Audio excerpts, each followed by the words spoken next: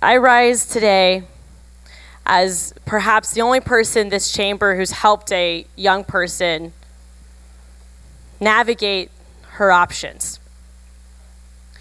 I rise today perhaps as the only member who's helped the parents understand their options with their young person.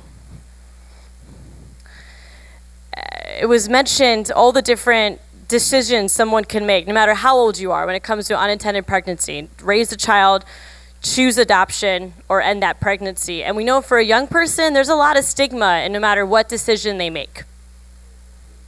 Whether they become a young mother, which we honor and love and respect, whether they choose adoption and have to experience pregnancy to then make that courageous decision, or they end the pregnancy, which 1 in 4 American women have done, and we don't talk about a lot. So every situation is really stigmatized. And I have no doubt in my mind that the bill sponsor, alongside every member in this chamber, cares about women and girls.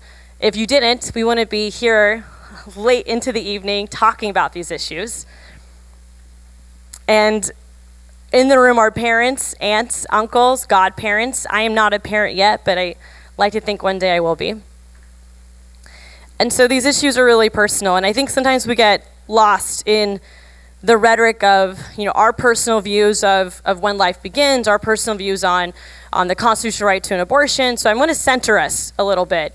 And let's talk about the directly impacted individual, the young person. So I'm going to paint the picture, if y'all give me that indulgence. So you are 16 years old, and you just woke up, and you realize that you are pregnant. And maybe you didn't mean to have sexual activity that night. Maybe your protection didn't work out. Maybe you were raped. These are all lived realities of people in our state.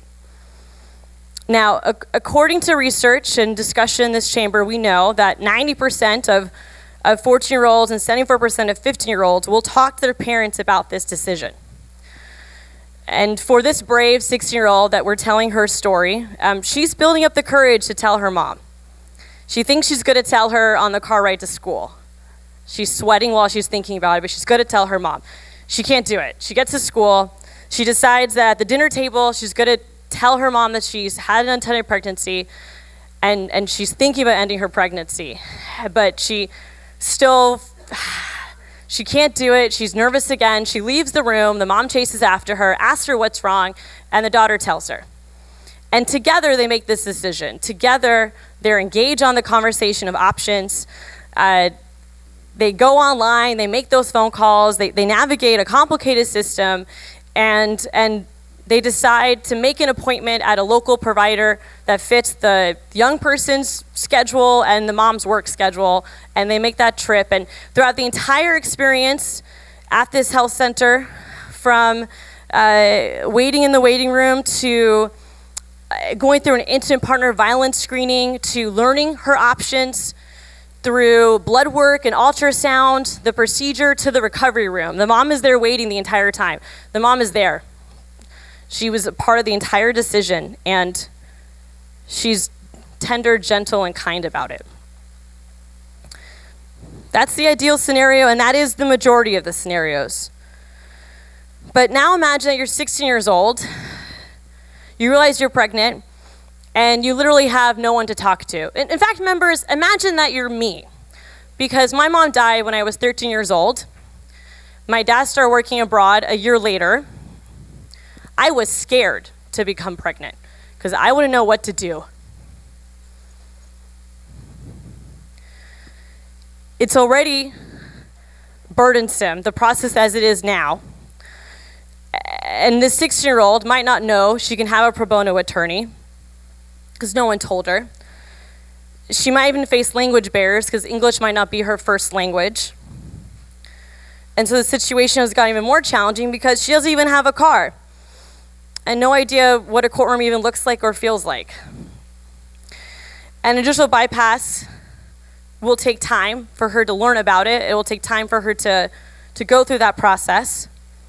And then she might go through all of that and she might not even get it.